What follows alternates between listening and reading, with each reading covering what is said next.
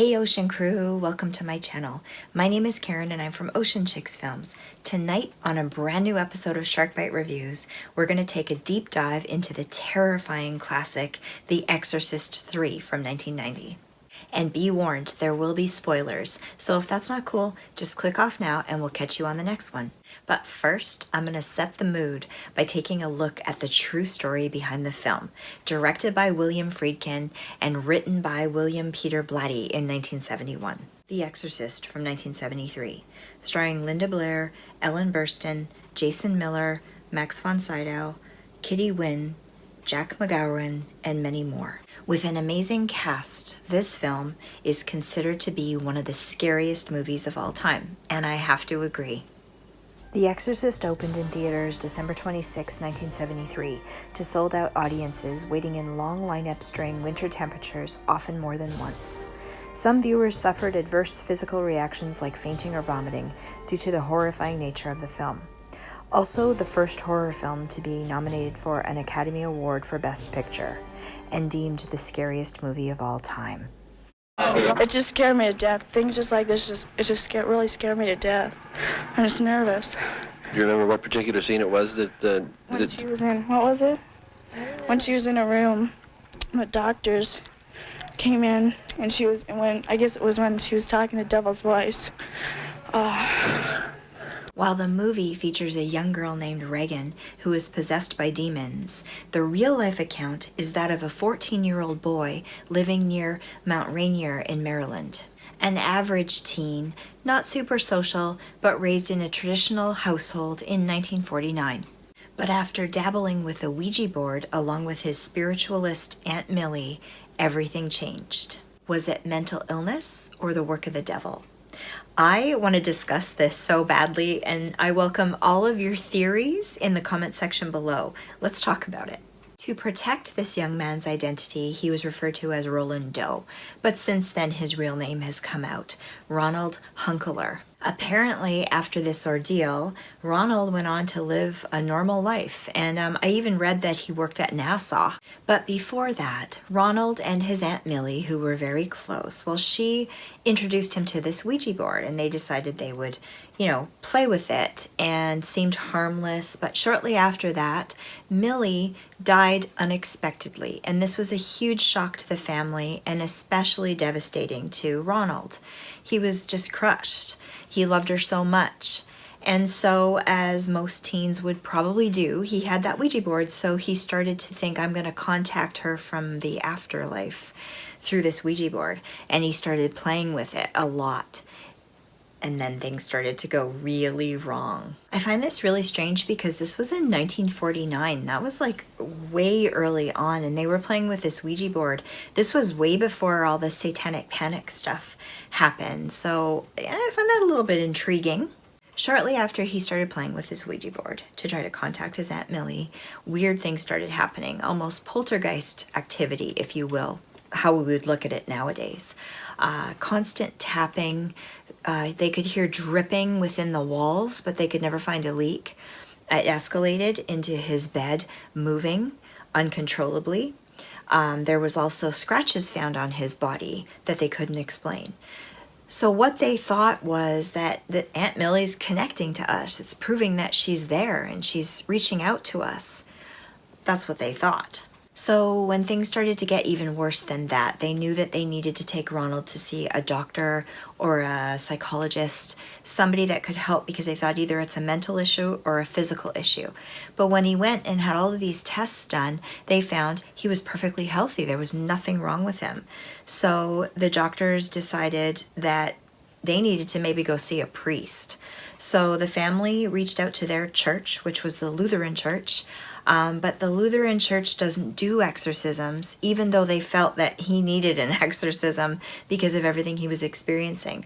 So they referred him to the Catholic church to do that. And it didn't take much testing before the Catholic church decided that he needs an exorcism, which is really crazy because I know the Catholic church, they don't talk about exorcisms very much, and they don't do them very often. It takes a lot to get them to go through with it. So there must have been some freaky crap going on there for them to decide to go through with an exorcism, especially back then. Wow, it's so scary, the idea of it. To me anyways. I mean, I know some people maybe don't believe, but there's just a lot of stuff in this story that really makes you think. So once they decide to do something like this, there are special people within the church community that nobody knows that are called on to perform the rite. And if everything is in agreement and they do lots of prayers to prepare for it, they perform it. This was a lengthy exorcism that was performed by Jesuit ministers in 3 different locations. The first one being the boy's bedroom of his house. The second being in the rectory of a church, like the back of a church in a basement. And the third being in a hospital. So a Father Hughes, who originally was there to help the family, reached out to his superiors and he was granted permission to, go through with this exorcism. A Father Halloran and Father Bodern gathered at the Roanoke 2-story residence to start the rite of exorcism. And the original house is still there. It's still standing. And there's new people living in it. I could never live in a house like that. I couldn't do it. So they were at the house for a week performing this ritual, and things were kind of getting worse, so they had to move him to a church in St. Louis, Missouri, in the rectory, the priest's quarters, kind of a private area where they could, deal with this away from everybody else and not involve anybody. Because what the church believes also is that they don't tend to talk about this stuff or put it out there because they don't want to give attention to the devil. So, because it'll make things worse. I get that. Makes it more scary to me, though. I can imagine all the sounds and things that were coming out of that rectory. Oh, man. So they were there for weeks, entering into a massive battle. And that church is actually still there, too. It's just a gorgeous building. But the back part, the rectory where they were, is been since torn down. And so that's not there anymore, but the grounds are still there. I'd love to go visit these places one day. I would be terrified, but I would love to go visit. So things got really bad at this time, and he willingly allowed them to baptize him. And when they did that, things turned really, really bad. So he was speaking in tongues. He was doing things completely out of character for him. Peeing all over everybody. He broke a priest's nose. The bed was shaking. There was just so many things that were happening that were so crazy. And some people have argued that he was faking it for attention. Why would you do that? I don't get it. I don't know why you would do that for attention. And also, if it was mental illness, I get maybe, he could have had some kind of psychotic break and then things got better, but he went on to lead a totally normal life. I find that really strange too. So I don't know. There's a lot of black areas there for me that I just don't totally, wash with those ideas. But you know what? I'm totally open to your opinions, and I really love to hear your theories about it because I find this so fascinating.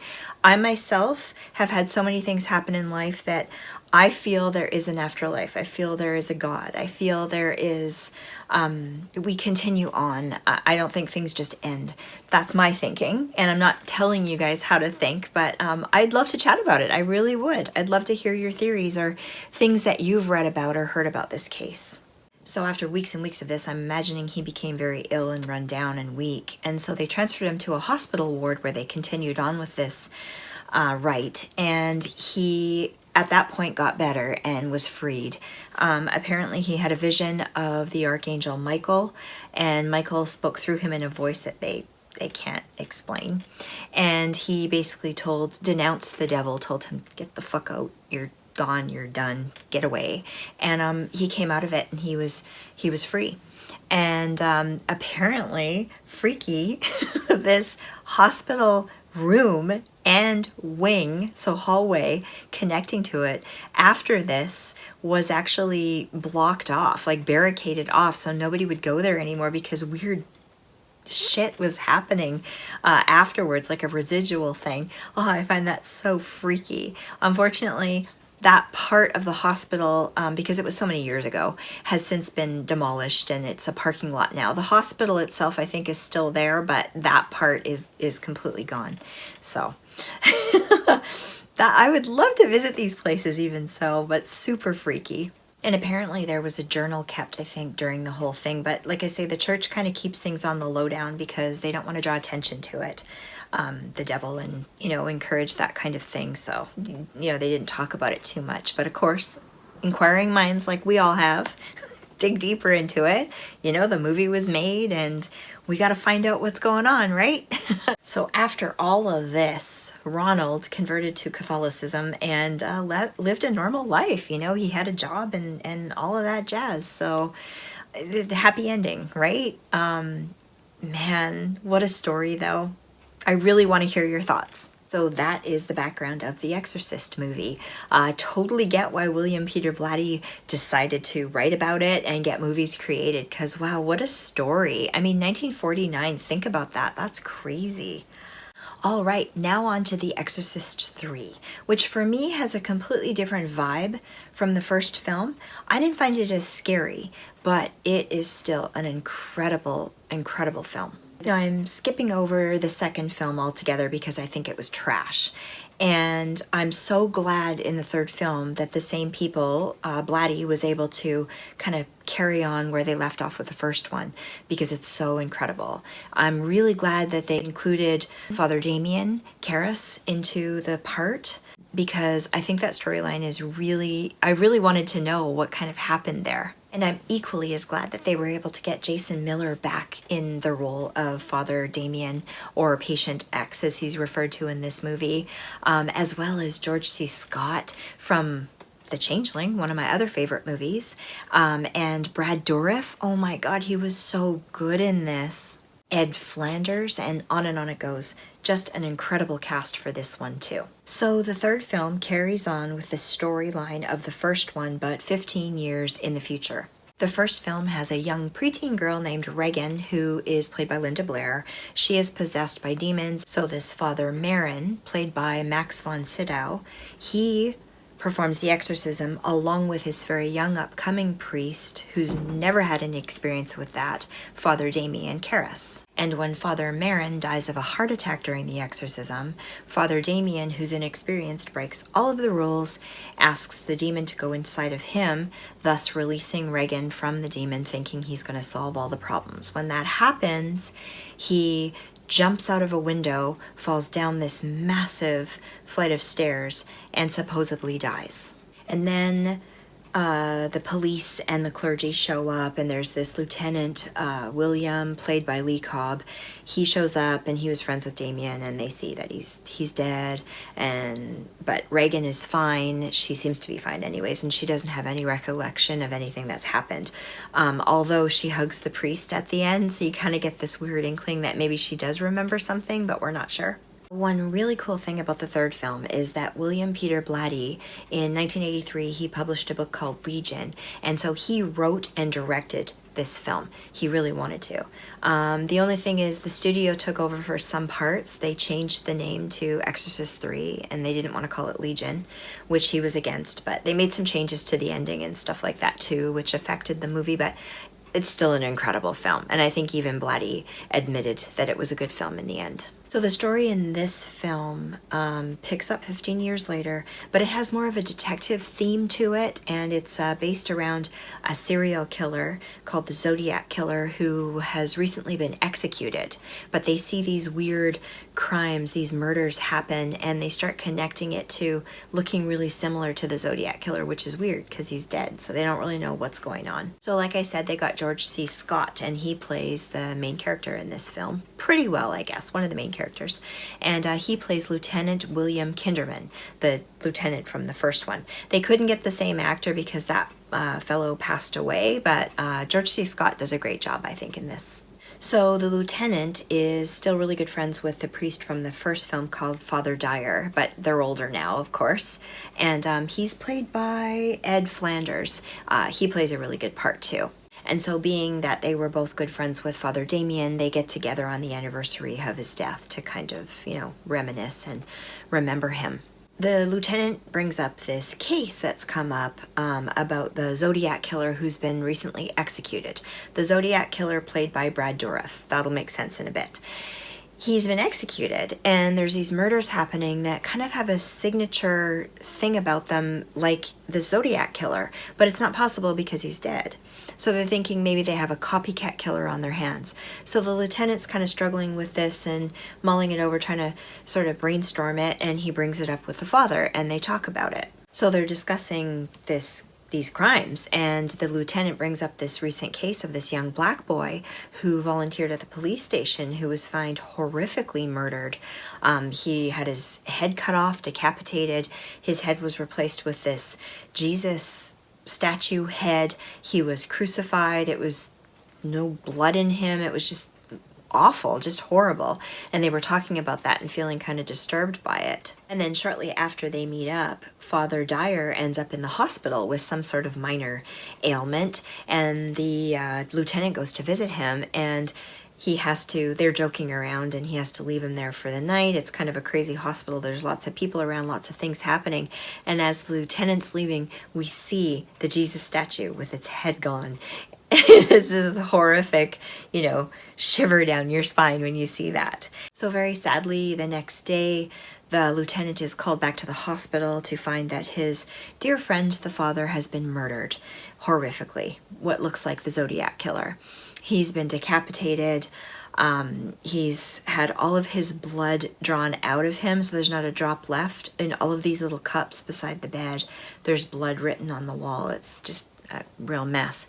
So the lieutenant is devastated and determined to figure out what the hell's going on. So this hospital incident leads the lieutenant to the psych ward of the hospital, where we find a comatose patient X. Now, he talks to the nurses, and apparently this patient was found under a bridge, comatose, 15 years ago. And only recently has he started to become reanimated and talking and doing things, but becoming very, very violent. So they have him locked away in this padded cell. And then the lieutenant finally gets to talk to this patient. He realizes he looks exactly like Father Damien, but how can that be possible? But he's got an evil voice, and he's possessed by the Zodiac Killer, who's played by Brad Dourif. So we see his face morph in and out from person to person throughout the conversations that he has with him. Now he's really confused, trying to figure out what's going on. And I just have to say, Brad Dourif's monologues in this film are epic. Absolutely incredible. It's very, very scary. So we learn through these talks that the Zodiac Killer has been given this body to use of Father Damien's by way of Pazuzu. He calls him the Master, so we don't really know that's who it is, but I can assume that's who it is. So I'm guessing what happened is Pazuzu got pissed right the hell off that they kicked him out of Reagan's body, and this was a basic fuck you to the clergy for getting involved and causing shit. So he had to wait, and he's very angry about this, the Zodiac Killer, that he had to wait and work really hard for 15 years to get the body to work again the way that it is. But now, because he has this body and he's in this hospital, he's able to kind of move around from patient to patient that's in this wing, right? These, like I would assume Alzheimer's patients, elderly, mentally handicapped people. He's able to move through them and get out there and keep doing his work, or as he called it, his art. So twisted, so freaky, and it brings in that element of mentally ill and, possession or that kind of thing. It's just freaks me out so much, but I'm so curious about it. I really love this movie for that. It really makes you think about that whole concept. And there's some scenes in this one that are pretty freaky. You remember that scene in the first film that was actually a deleted scene of Reagan walking backwards down the staircase? So scary. They kind of have a play on that where they have these elderly patients walking kind of backwards on their hands and legs on the ceiling, really quietly sneaking around. So freaky. And there's also this one scene where one of the patients, she's hearing voices coming through the radio, but the radio doesn't work. This is really weird. And then we get that classic scary scene where the nurse is on the night shift and she's alone and she's a little bit freaked out, but there's nothing there. It's quiet as hell. And she's walking along, and that person in the white cloak walks with those shears and just like goes to cut her head off. And then she's found the next day decapitated as well. And you know, the lieutenant and everyone are freaking out because they can't figure out what's going on, but that's what's happening. The Brad Dourif character, he's like the Zodiac Killer, is sneaking through body to get out and cause these murders. And of course, the score in this film is equally as horrifying as in the first movie. I think that's the scariest music. If ever I hear it, it freaks me out every time. I don't think I'll ever get used to or over watching these movies and being scared. They freak me out. It's just one of those things that really scares me. So we never see the killings as they happen. We always see them after the fact. And the storyline, the acting is so incredible that this just leads for such a horrifying feeling, because you're kind of left to decide for yourself exactly what happened. It makes your mind go into the darkest places. Now, these are a lot like the same kind of thing that John Carpenter does in his movies, and ironically, John Carpenter was supposed to direct this one, but when he found out that Blatty wanted to direct it, he backed away and said, yeah, go for it. So even if you don't believe in God or the devil or heaven or hell or anything like that, I think you can still get really lost in this movie based on the serial killer storyline, because I think it's really, really well done. And you know, some of the kills they're scary. So I think everyone can enjoy this movie. There's also a theological argument in this film. It takes the lieutenant through this trial of finding faith. He doesn't really have faith in anything anymore because he thinks the whole world is crap. There's so many bad things going on.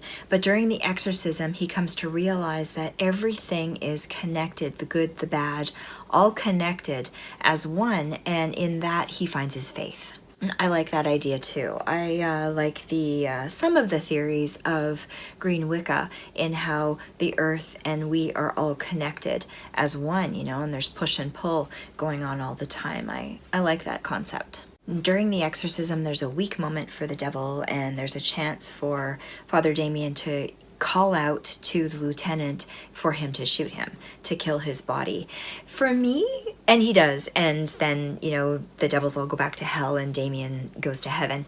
And that's cool. That's cool that's how it went. But for me, all I could think of was, you're not supposed to kill people though, so how does that work? But then I guess I started thinking about it some more, and I came to the conclusion that, well, he's killing the body to free the soul. So in that way, the body was already dead. It was just being reanimated by the devil. So then it kind of made sense to me a little bit, but I struggled with that a bit. But it's a neat thought. It's once again one of these things in the movie that really makes you think. I also was very happy for all of the elderly people in that ward that wouldn't have to go through the demons attacking them anymore. This film and the first one are two of the best films I think I've ever seen, and the most scary, definitely, in my books. I really want to know what you guys think though, so don't forget to comment down below. I'll really have to explore this series more because there's so much more for me to talk about. There really is, but this video would be 5 hours long if I did that, and I know you won't watch, so. So I'm going to face my fear, and I think I'm going to rewatch some of the other films and do some more videos on this subject. All right, now on to the fun facts. Okay, first one. Father Damien is played by Jason Miller. Jason Miller's first wife was Linda Miller, and they had a son named Jason Patrick, which I was really shocked by. I didn't know that. Now looking back on it, I'm like, oh yeah, they look alike. Okay, cool. Well, I love Lost Boys, you know I do. So I thought that was really neat to find that out. Another weird thing that I kind of looked up that has nothing to do with anything, but Jason Miller was married 3 times, each time for around 10 years. And then after his final divorce, he passed away almost 10 years after that, in 2001. I thought that was really weird. I've always loved him. Man, like I said, every time I see a priest in a movie, I think of him. So crazy. No wonder I liked him so much, because I love Jason Patrick so much. I find that so freaky. This movie had some wild cameos also in the restaurant scene, or in the dream sequence, I think, both of them. There was Fabio was in this, crazy. Larry King was in it, and also Patrick Ewing. This is so funny. I have no idea why, but it really funny thing to see.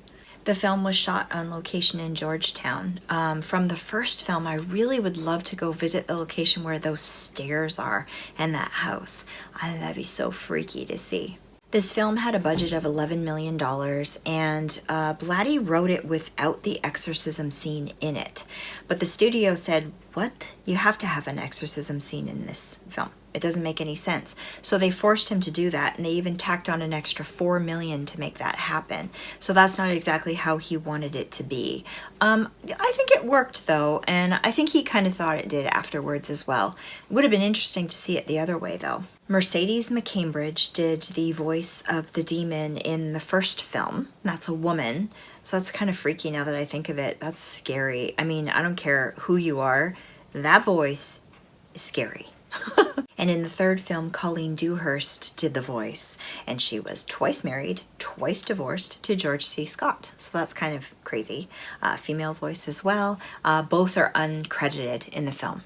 In the original version of this film, there was a scene where the lieutenant was looking over Father Karras's dead body, and there was heart monitors attached to it or something like that, and as he walked away, the monitor started to go off again, so it was kind of left open-ended, but they cut that scene. And originally, the death scene of the priest in the hospital was shown afterwards, where he was sitting holding his own head, but they cut that scene too. And Jeffrey Dahmer claimed to identify with the Zodiac Killer, and he was said to have played this film before he killed his victims. And he also ordered the yellow contact lenses so that he could emulate Father Karras being possessed, which is pretty creepy. Really creepy when you think about that. Anyhow, I could talk about this film forever, all these films.